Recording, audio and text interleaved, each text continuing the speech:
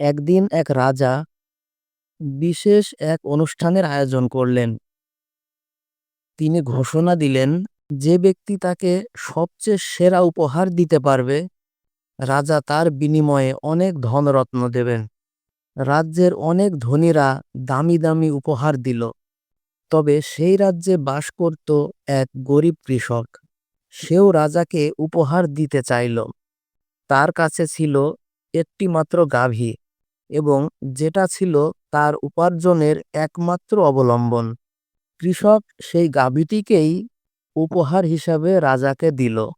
অনুষ্ঠানের শেষে রাজা কৃষকের উপহারে বেশি খুশি হলেন এবং তাকে অনেক ধনরত্ন দিলেন। রাজ্যের ধনীরা প্রশ্ন করলেন, রাজামশাই, আমরা এত দামি উপহার দিলাম, কিন্তু আপনি সামান্য একটা গাভী পেয়ে খুশি হয়ে গেলেন।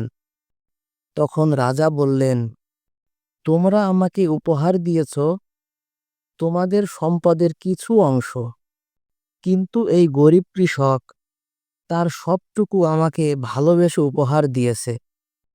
তাই আমি কৃষকের উপহারে বেশি খুশি হয়েছি।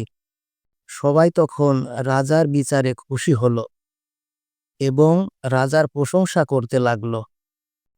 নীতি কথা হলো, ভালোবাসা ও আন্তরিকতার মূল্য সবচেয়ে বেশি।